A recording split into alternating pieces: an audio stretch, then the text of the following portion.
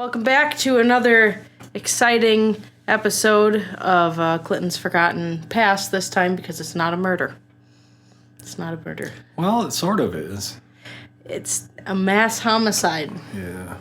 It was, what do they call it in insurance? An insurance when something, it's like, it's smote by God. Or An act of God. An act of God, that's what it is.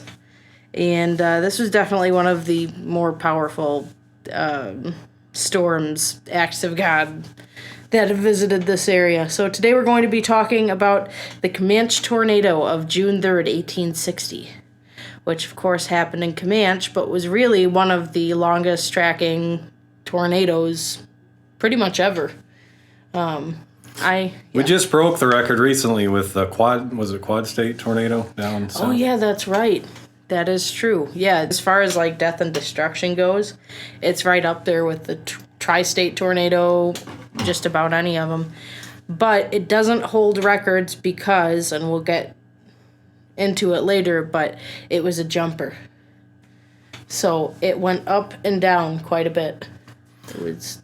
I think that's part of why it was so deadly, was because it had so much. It was just a weird tornado. So the track, this is more or less just the storm. The tornado would have touched down along the way. It wasn't just solid on the ground the whole time. Yeah, the storm started out here. Right. Which is where it was.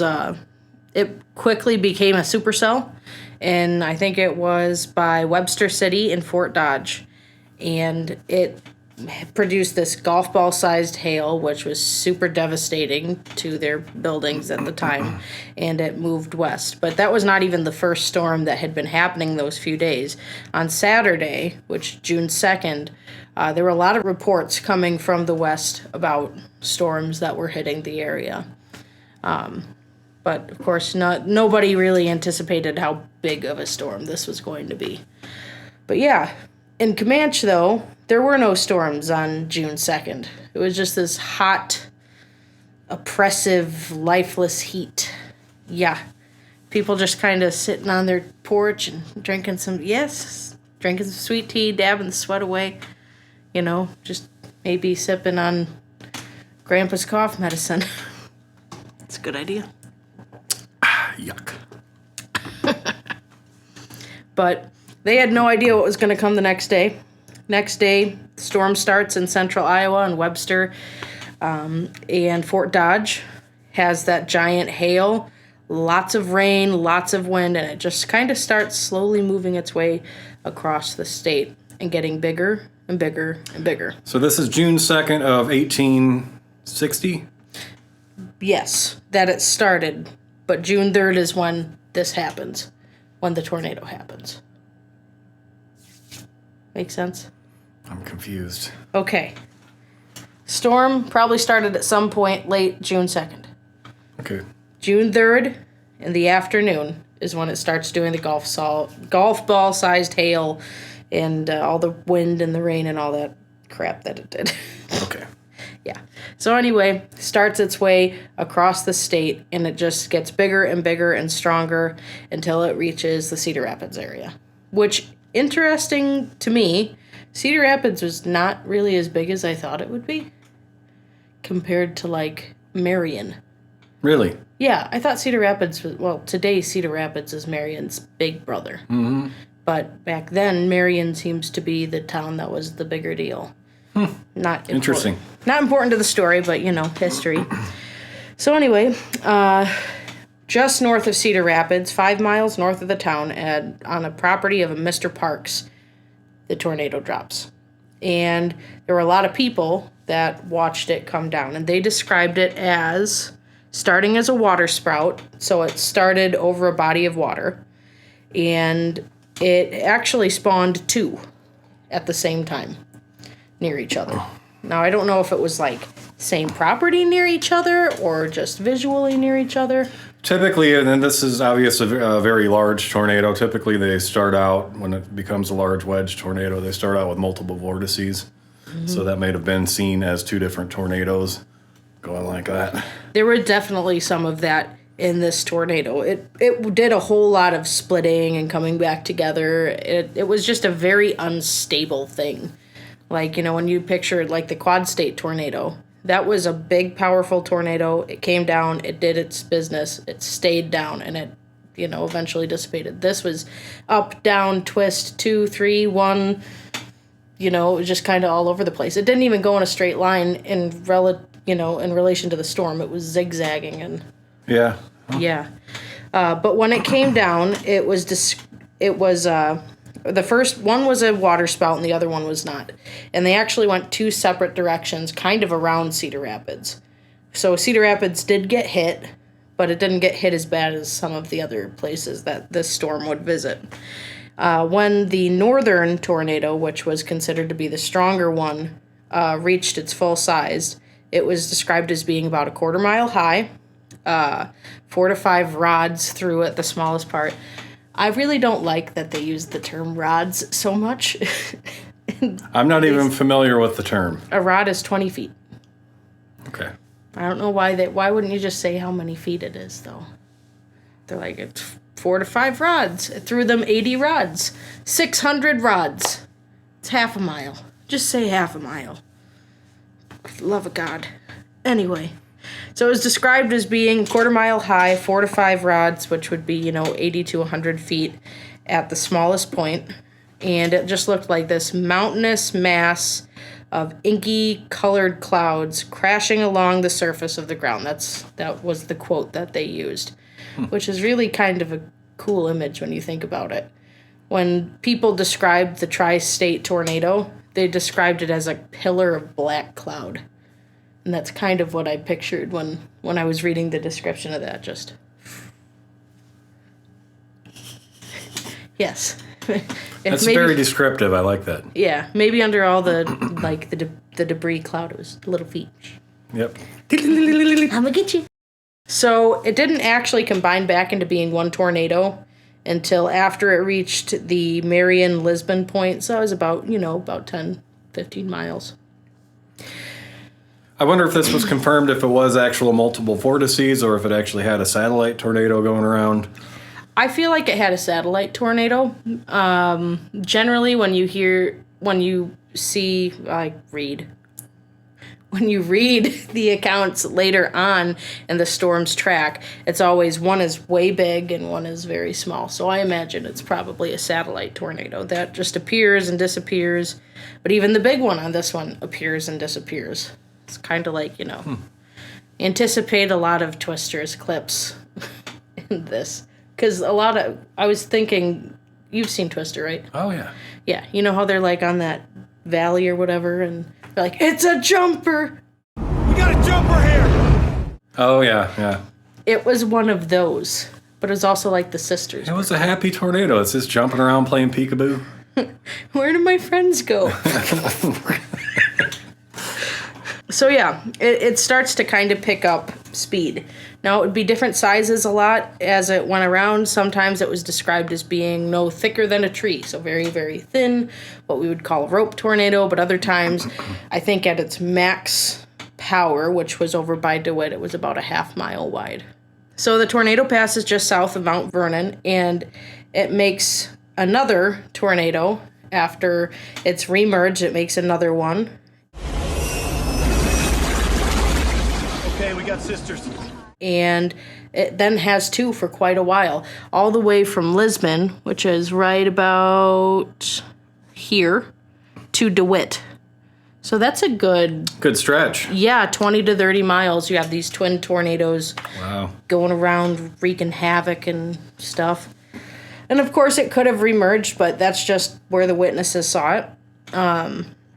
And it was around 7 o'clock that evening that the tornado would reach DeWitt. So it had originally touched down at 5:30 in Cedar Rapids. It reached DeWitt at about 7 o'clock, which honestly, if you think about it, if you've ever driven 30 from DeWitt to Cedar Rapids, that's about an hour and 15 minutes.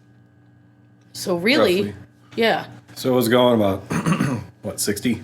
Yeah, it's going the speed limit. Responsible tornado. So yeah, it reaches DeWitt, and in DeWitt, it comes back together, and it just absolutely wreaks havoc on DeWitt. It's known as the Camanche Tornado, but it did a lot of harm in DeWitt as well. DeWitt and Albany got hit just about as hard as Comanche did, but Comanche was the most condensed. So it was a direct hit on Comanche, and then, of course, Albany's right across the river. So DeWitt, it just clipped the bottom part of the town, but it hit all of those big farms along the way. It actually hit one of the farms, and I can't remember what the guy's name was, T. Hatfield. He was probably the biggest farmer in the area, and it killed 13 people on his property. It leveled every single building. It was just incredible. Did they count cattle loss? They didn't. There were some counts of cattle loss and other places where they're just like a bunch. So estimates are anywhere from 100 to a bunch. So there were cows flying through the air at one point in time. Yes. Yes, there were. Flying beef.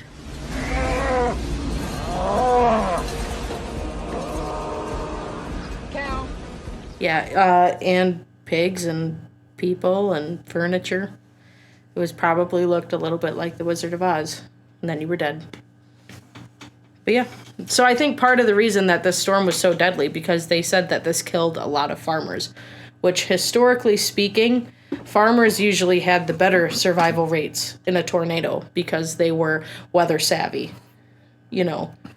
They could just walk out into their pasture and take some dirt and hold it, and there's a storm coming in. Or they could just like, my dog's been through here earlier.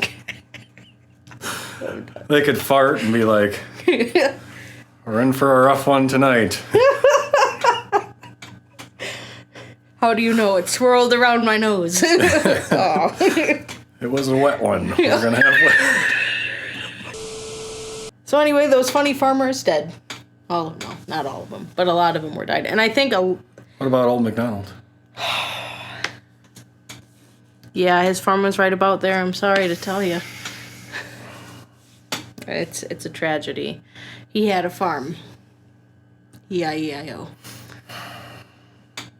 On that farm, there was a tornado.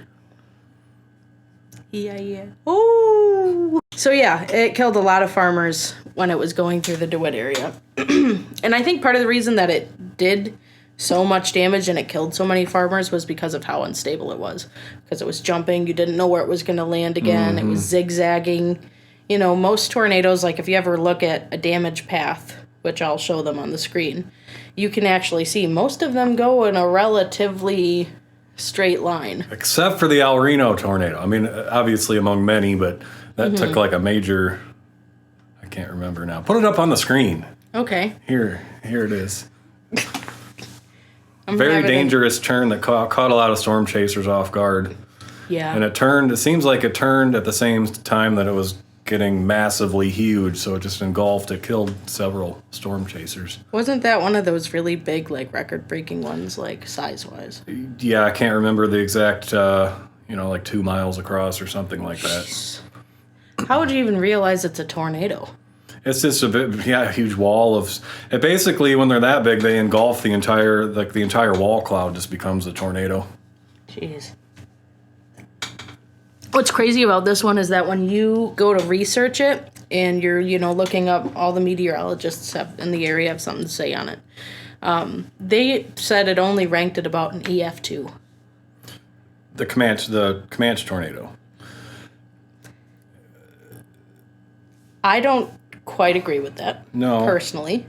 I feel like with it getting half a mile wide, at one point it probably was an EF2. I mean, maybe right before it hit Comanche when it was described as being very thin. But I think at its max it was at least a 3 or a 4. And this is assessing that looking back. They didn't rate them on that scale at that time, did they? No, this is all posthumous. So they usually calculate the number on the fajita scale. They calculate it by how much damage the tornado does. Yes. And so going across mostly farmland, of course it hit a couple towns. No, on the original on the original Fujita scale, this was an EF5. Easy. This was one of the most expensive tornadoes that ever hit the ground. I think the damage assessed in today's dollars in Comanche alone was about $3 million. Wow. So it was a very, very expensive thing, and we're going to talk about what happens when it reaches Comanche. But the EF scale, so enhanced Fujita, they go off of evidences of strength, like certain things puncturing certain other things, or how sturdy this building was that was leveled. And of course, they weren't out there trying to figure that out. They were burying their dead, right? You know. So I don't think EF2 is accurate. I think at the weakest an EF3 or EF4. It was a big nadir. Yes, huge naders. It's just gigantic. I mean, half a mile across is still pretty freaking big. Mm-hmm. So yeah, and even people that saw it coming, they would lay down in a ditch or something, try to get away from it, and they still died. And it's not like they had tornado sirens at this time. They did not have tornado sirens. As a matter of fact, the only way that they knew this was coming at all was because they could hear the roar of it. Wow. All the way off. And they could hear that roar for a good 10 to 15 minutes before it hit them. So it goes past DeWitt, kills all these farmers, and that's when it finally reaches the Comanche area, and Comanche is just south of Clinton. It really didn't do much in Clinton at all. Actually, it didn't. I don't think it hit Clinton whatsoever. But it definitely hit Comanche, and it hit right along the main stretch of it, which there's a map of what Comanche looked like then. And it went right along the front street. Every single building on there was destroyed. So when it's getting ready to approach Comanche, it's about 7:30 p.m. And at that time, Comanche was 454 people size-wise. So it was described as being very small. They had heard the roar for quite a while. And one of the property owners on the outside of town looked, and all of a sudden the sky just got really dark. And it had been really hot and, dry and just still that day. So sky gets dark and they're like, oh, maybe it's just going to rain. Well, no. Suddenly wind picks up. Really, really violent rain. Just hard rain. Tons of lightning. And then they see off in the distance this tornado coming right at them. And now at that time it's described as being a very thin tornado. And in the artist's depiction... That's the artist sketch. Wow. I'm assuming that's on the screen right now. Yes, it is. You guys are looking at it. Look at that. Look at that painting. Yeah. That's exactly what it looked like, I bet. It's a nadir. No wall cloud or anything. Anyway.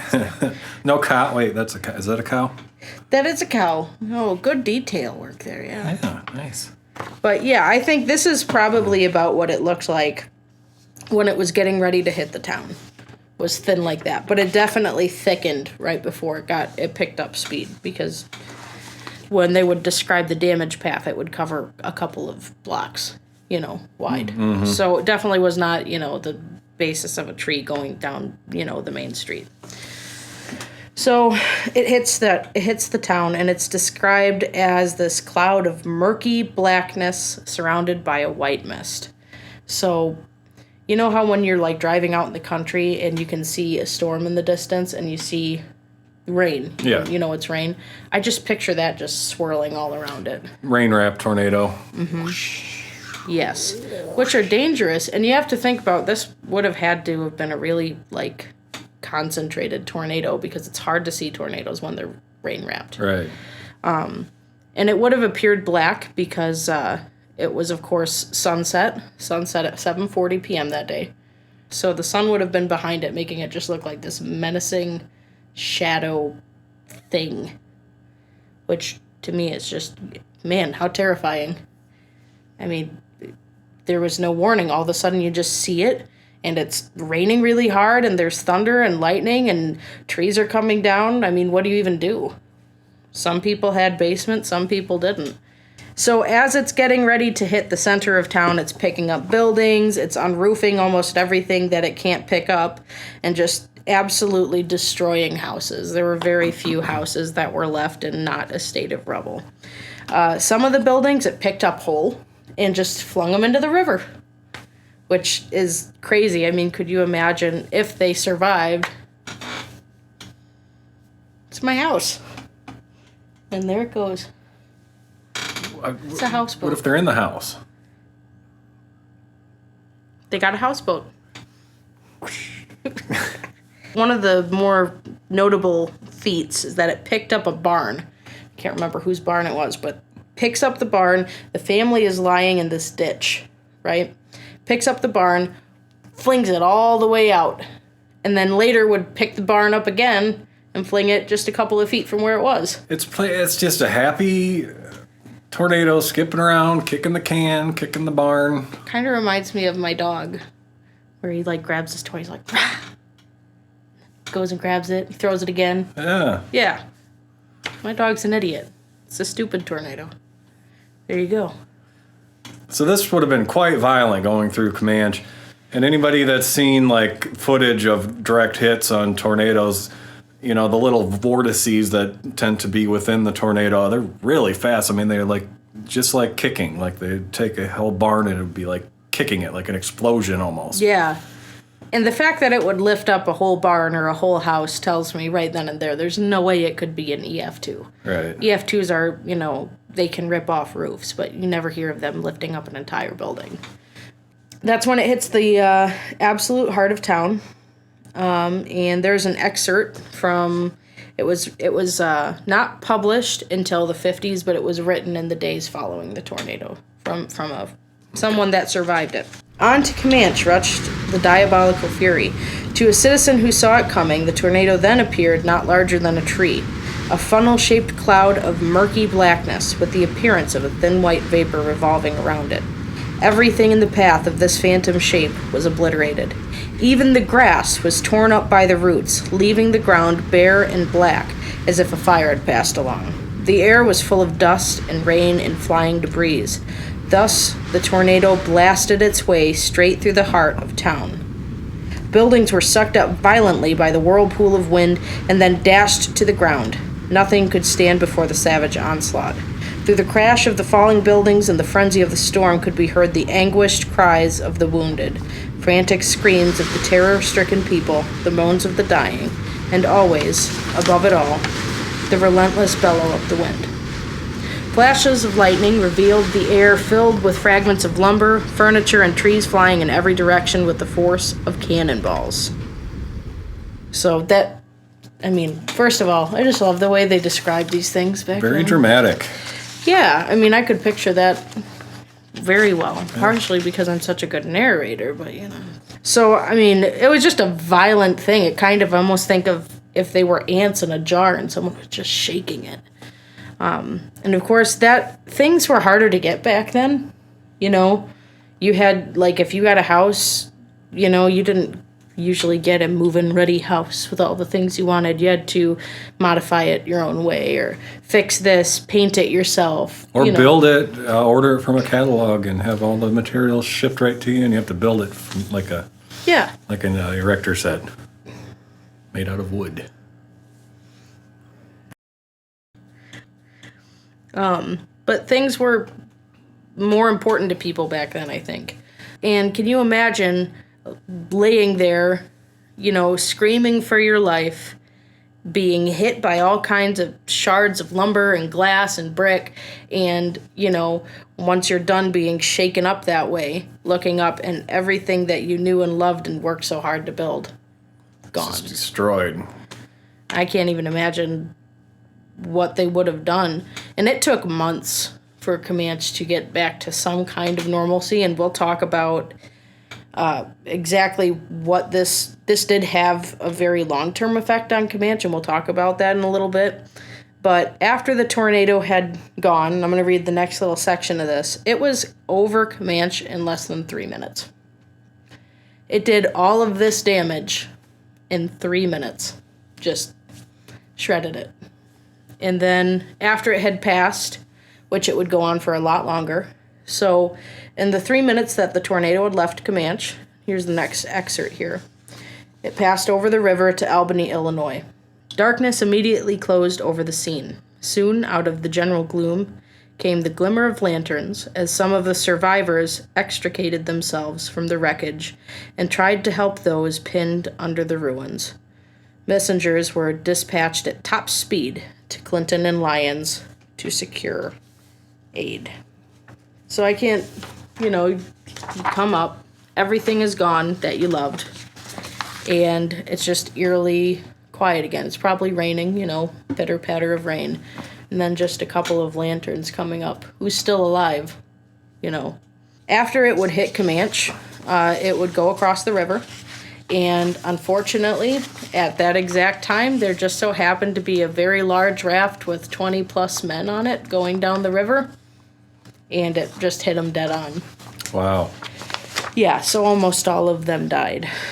And then it moved on to Albany. Now, the damage in Albany as far as buildings go, so Albany was, I think, at that time, a little bit bigger than Comanche. Actually, it was a lot bigger than Comanche. Albany had a population of about 900 something, and Comanche was at about 460.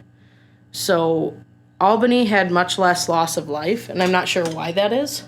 They only lost 12 people versus Comanche's 28, but the destruction to the buildings was equally horrible. Just it flattened everything. And then after it had passed and gone on, people, like happened in Comanche, they slowly came up and they tried to gather into buildings, and neighbors let their other neighbors come and stay with them. So there were like 3 or 4 families in a house, and not a very big house at that. So tornado went on, and it struck south of Morrison. It killed about 8 to 10 people in that area, and it badly injured at least 50. I don't know when they count the death total for this tornado, if they only count people that died that day. But even if you go to Rose Hill Cemetery, which is where most of the deceased for the tornado are, you'll see a group marker. And then there's, if you look closely at all the other stones around that time, there's a lot within the week after that tornado hit. And I don't know if they counted those as deaths. It hits south of Morrison. In Morrison, it picks a lady up from her bed and flings her 400 feet. Wow. Yeah. Doesn't say if she survived. I doubt it. I was going to say, did she wake up? Probably not. If she did wake up, she woke up in Oz.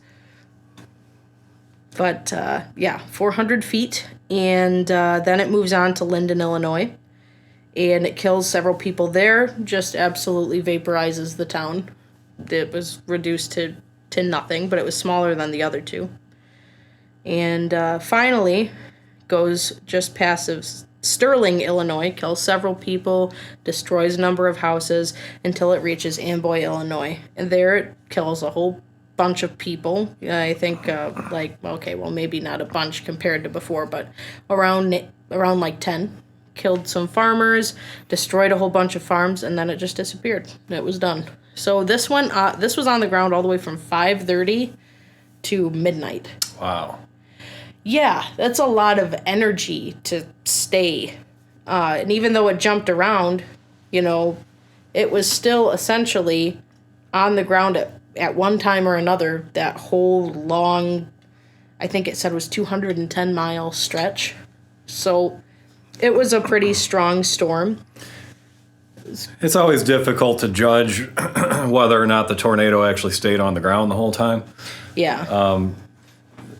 They're always cycling. The storm is always cycling, and the tornado will regenerate. Even the tri-state tornado probably wasn't on the ground the whole time. Yeah, and this one definitely did jump around.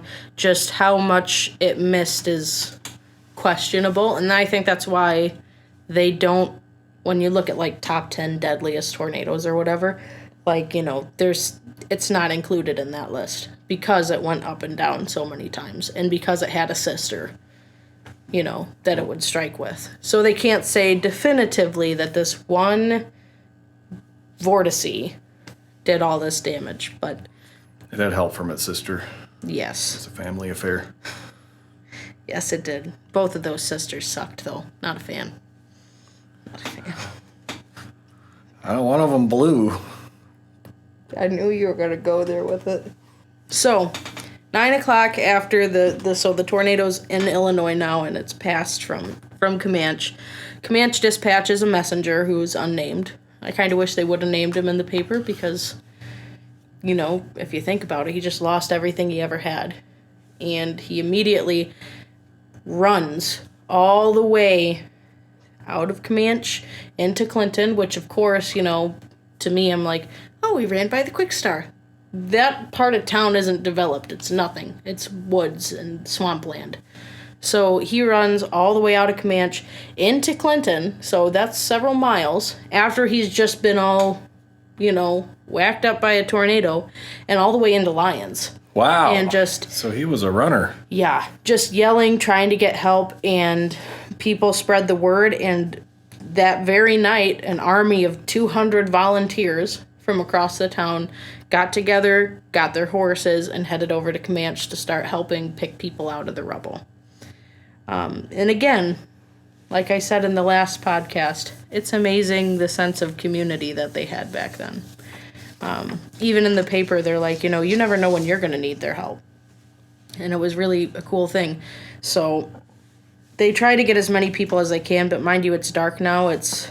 They were out there trying to pull people out from under the rubble, and getting, identifying bodies, trying to find a place for people to go, because the people that didn't die in the storm had no home now. Mm-hmm. So where do they go?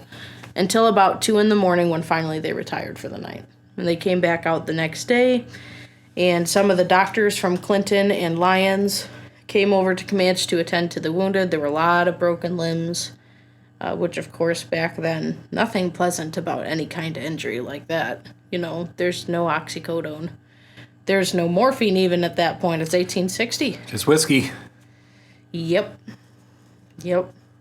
So doctors started tending to them. On the Illinois side, Morrison and Sterling dispatched a lot of their doctors to a lot of the small towns, and they just started their rebuilding process. Clinton and Lyons actually shut down all of their businesses the next day. And most of the machinists, or I think it was machinists. It was hard to read in the paper because the ink is kind of faded. But most of the machinists volunteered to come and help make coffins. And they think with the death total in Comanche alone being 28, they definitely had their hands full. Because again, it's 1860. The Civil War hasn't even happened yet. They don't have a lot of big scale milling equipment that they'd have even 20 years later. So it was a lot of work. They take all the bodies of the people that are deceased and they gather them together on Front Street, which is here, about a mile away from Rose Hill Cemetery, which is still Comanche's big cemetery. And they get them all together. They start putting them in the coffins and getting them ready for a mass funeral, which would happen the next day. So 10 a.m. on Tuesday, June 5th, Comanche is still in shambles. And I don't even know how long it was in this state of absolute ruin. It had to have been quite a while. So the Joplin tornado in 2011, I think that was one of the ones that killed like 110 people or something. I went to do volunteer work down there 8 months after that tornado. And the area that was hit by that tornado, which that was not that long ago, was still absolutely just like a barren wasteland. Wow. Shells of houses and stuff. So I can't even imagine back then how long it would have taken them to clean this kind of stuff up. So they've done what they can for the moment. They have this public funeral for the dead in Comanche. And they take all of the bodies and they put them in the caskets. They leave the caskets open. Kind of an unpleasant thought, but they put them in these 2 long rows. Everybody sings a hymn, and then they're free to go and try to find their loved ones and, say their final goodbyes. Then they have this very large funeral procession. So this was attended by about 2,000 to 3,000 people, which is crazy because the population of Comanche was only 400. So. Yeah, like 460. What was the population of Clinton? So Clinton was broken into a lot of mini townships at the time. So I gathered that was probably about like 1,500. Well, maybe 1,000, because Lyons was its own thing, and Lyons was about 500. DeWitt was about 500, and Comanche was about 500. They were all very equal in size. So 2,000 or 3,000 people. It's huge. Would probably be like a vacant city. So they come and they do this procession, which is giant, a mile walking from the spot on Front Street where they had all the caskets to the graves at Rose Hill Cemetery. And I guess they used 200 teams of horses to get everybody over there. So it would have been quite an affair. Get over there, they sing another hymn, and they bury the dead. And then they just try to move on, I guess. So they did one thing that they mentioned in there that I think is kind of cool. So when I pictured them having this mass grave, because they do have a mass grave, and the marker is still there, which can be seen here. I was kind of picturing like plague times, you know, when all the paupers would die. They just chuck the body in the hole. They didn't do that. They gave everybody their own separate hole, which, I mean, it's a little detail, but I think it was a nice little bit of humanity. You get this respect. You know, you died with all these other people, but you were still you. You get your own hole. Just thought it was kind of nice. Mm-hmm. So, yeah, that's the tale of the Camanche Tornado. It was, overall, it killed about 141 people. That's a pretty consistent number, from what I gather. But you'll see a lot of different numbers on the internet. Some say it only killed 70. Other people are like, oh, it killed 300. But I went through and did the math and added up all of the victim counts from the different cities. And I think 140 is a pretty consistent figure. It did well over 300, I think $500,000 even worth of damage across all of the different cities it leveled, which today is a lot of money. $5 million. It's almost as though it tried to as it moved along to hit every single city on the way. It's like, there's DeWitt, got that one. There's Clinton, got that one. Oh, Albany, got to swing over there and catch that one. Yeah. There's Sterling, got that one. And a lot of it was along what is Highway 30 today. Yeah. Which is kind of sad because, I mean, here's the map on the screen. But you can see the railroad tracks. All of these cities spring up around that railroad track. Right. So it goes along there. It's killing all the infrastructure, of course, and then just destroying towns as it goes. So yeah, this had a really big effect on Comanche and DeWitt and Albany. Because honestly, if this had not happened that day, would be a very different picture in this area. So DeWitt used to be the county seat of Clinton County, which, you know, it was about half the size of Clinton, but it was the county seat. And a couple years later, it would lose its state as county seat because it had so much damage. Comanche was the same size as DeWitt and about half the size of Clinton. So Clinton was 1,000-something. They were both 500-something in 1860. And all the rebuilding happened, and they did end up growing. But when you look 10 years later at the census for 1870, Clinton has now moved up to being a 6,000-some person town. And Lyons has grown to be several thousand people. You know, Clinton and Lyons didn't get hit by that storm. DeWitt and Comanche, they are still below 1,000. So they've gone from being half the size of Clinton to maybe a sixth.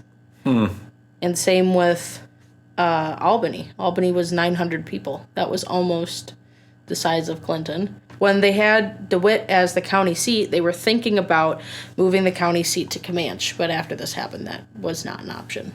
Comanche never really got back on its feet. Even today, if you go riding in Comanche, like if you go to Lyons, you'll see all these old historical houses. If you go to Morrison, lots of historical buildings that are from the 1800s. You don't see that stuff in Comanche. No, there's no downtown with old buildings. No, and even like our downtown, the buildings are like 1880, 1890, which would have been well after this. They never built big structures like that again, really, in Comanche. I don't know, I just kind of think that after that they were like, well, if we rebuild it, could have happened. It's just going to get knocked down by an aider again, so might as well just leave it houses. So yeah, it had a really big effect on the whole landscape. A lot of people thought that Comanche was going to end up being bigger than Clinton because a lot of businesses were starting to take interest. They had just made this giant commercial building.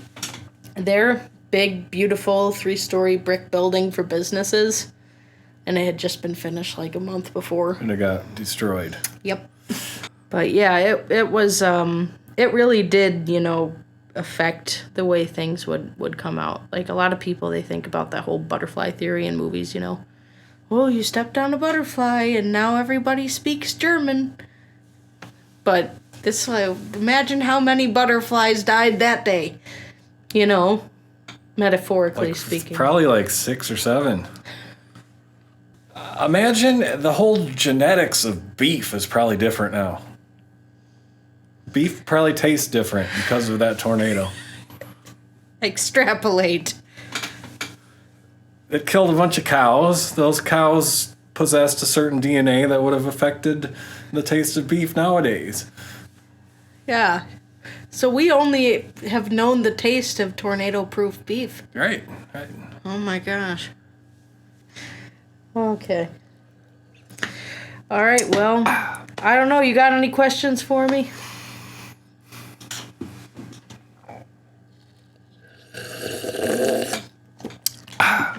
Nope. All right, then I think we're going to conclude our episode for the day. Thank you for listening. Again, we always invite the internet sleuths to come and give us your opinion respectfully. Why do you keep calling them internet sloths? I don't know. What are you trying to say? I picture them being gamers. Just kidding. I'm sure all of our audience are very attractive men and women on their way up in life. But yes, we always invite you guys to do your own looking over of the case and tell me if you find anything I was wrong about or more details to consider, because I obsess over this stuff long after I'm done researching it. So I'll have to make an updated video come out with a whole bunch of different information. yeah, and like it and share it. And tell your family. Tell your grandkids someday about the Clinton Random Podcast. All right? All right. We're now going to cut to a dramatic reenactment of that tragic tornado. We're going to use the best technology we have available to us. The footage will be extremely graphic. Viewer discretion is advised.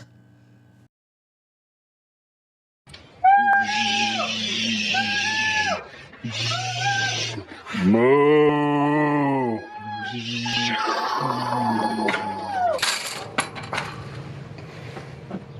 That'll work. Okay. That'll work.